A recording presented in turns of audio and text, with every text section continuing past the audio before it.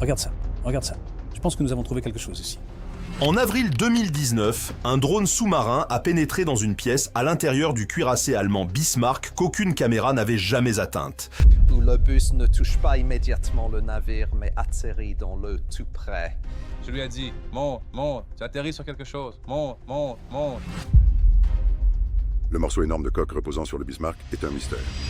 Scellé à près de 5 km de profondeur sous l'Atlantique depuis 1941, ce que ces caméras ont filmé dans cette obscurité glaciale remet en cause l'histoire que deux nations ont passé 8 décennies à protéger.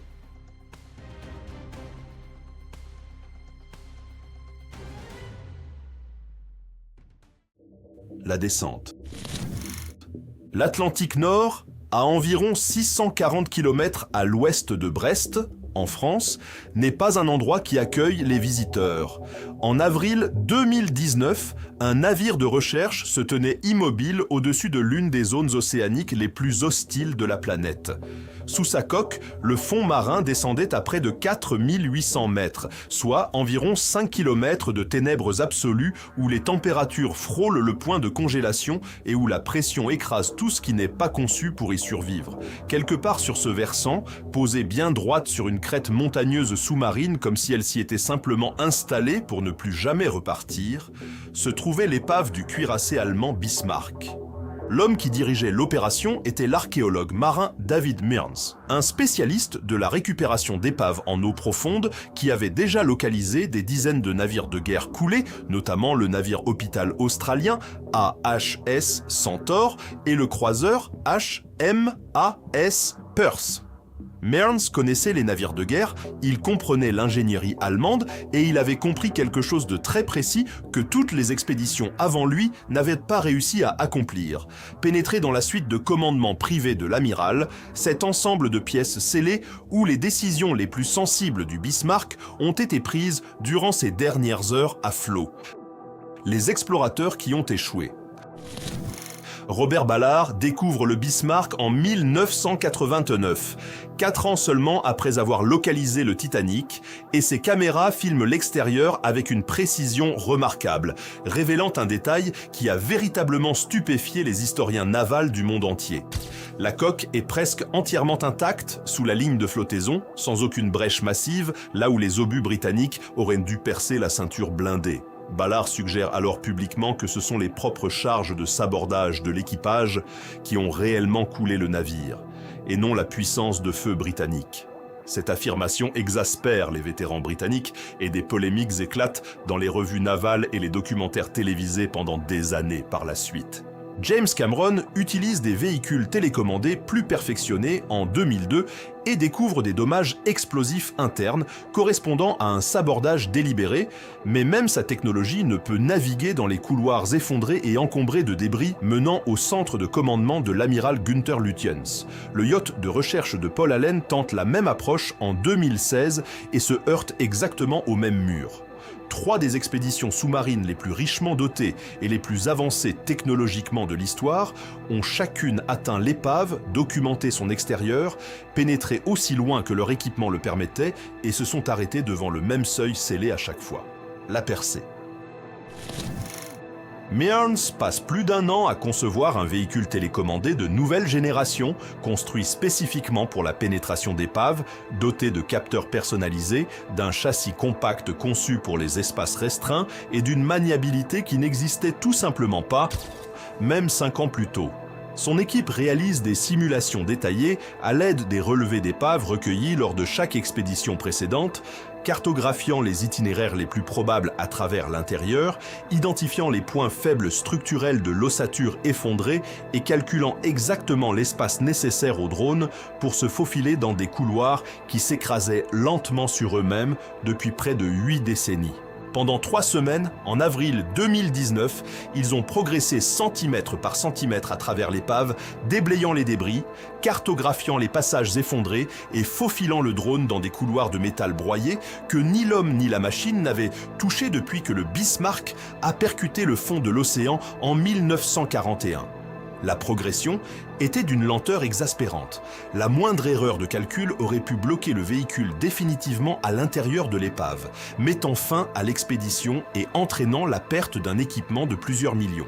Puis, lors de la dernière semaine de l'opération, le drone a atteint la porte scellée de la suite de l'amiral. Et ce que les caméras ont enregistré de l'autre côté allait remettre en question l'histoire officielle que deux nations maintenaient depuis 80 ans. Le navire que rien ne pouvait arrêter. Pour comprendre pourquoi ce qui a été découvert dans cette pièce est important, il faut d'abord saisir ce que représentait le Bismarck. Il déplaçait plus de 40 et 1700 tonnes à pleine charge, s'étirait sur plus de 250 mètres de long, portait 8 canons de 380 mm capables de projeter un obus d'une tonne à plus de 30 km, arborait 33 cm de blindage le long de sa ceinture et pouvait atteindre les 30 nœuds à pleine puissance. Ce n'était pas seulement un navire de guerre, c'était l'obsession d'Hitler pour la domination navale allemande forgée dans l'acier.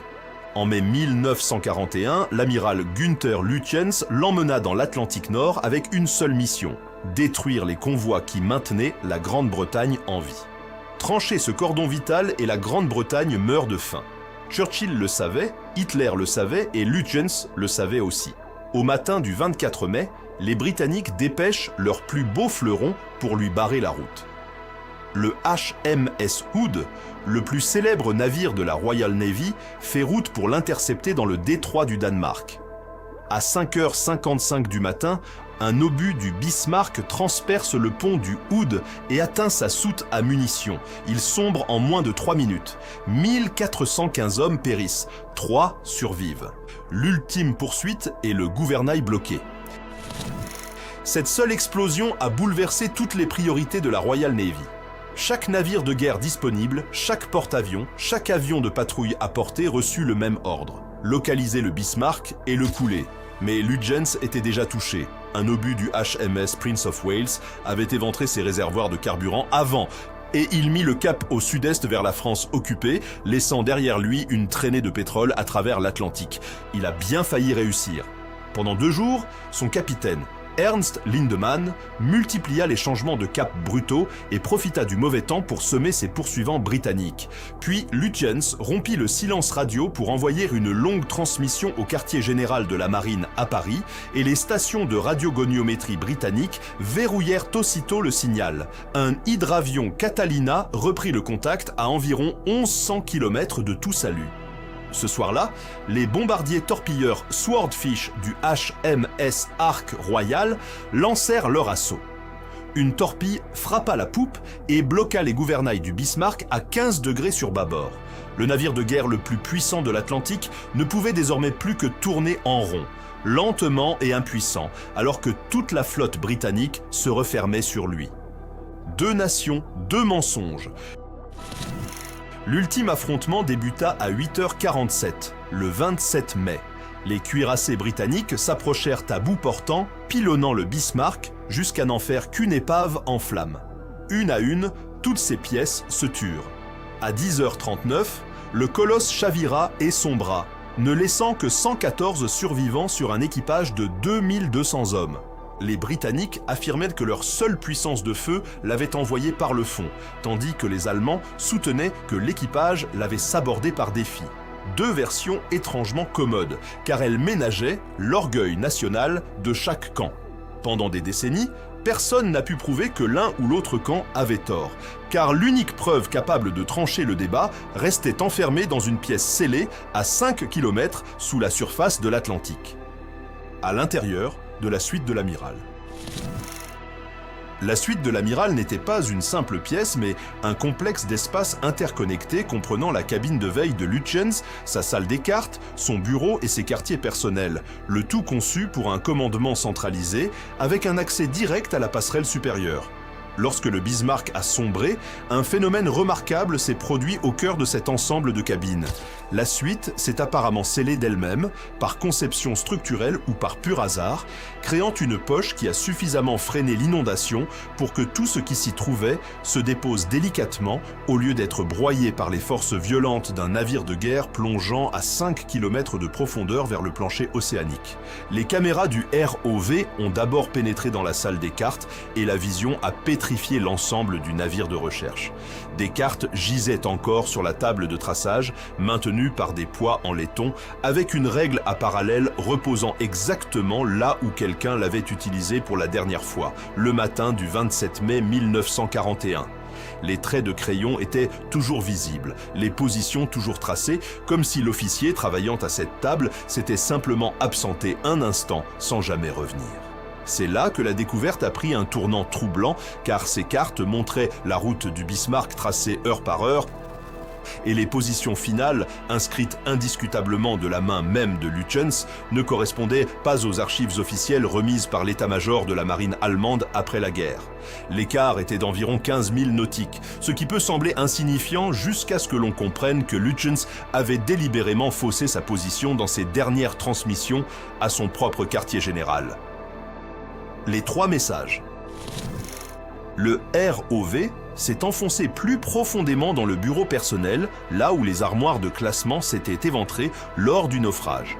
Parmi les documents éparpillés, l'équipe a découvert les registres de transmission, les relevés complets de chaque message radio envoyé et reçu durant les dernières heures du Bismarck. Au cours de ces 12 dernières heures, Lütjens a reçu 3 messages du commandement du groupe naval Ouest à Paris, chacun plus pressant que le précédent. Le premier accusait réception de l'avarie du gouvernail, le deuxième ordonnait la destruction immédiate de tous les documents classifiés alors que l'affrontement final n'allait avoir lieu que 6 heures plus tard, et le troisième exigeait, dans des termes à la limite du désespoir, que le navire ne soit capturé intact sous aucun prétexte. Ils savent quelque chose que j'ignore.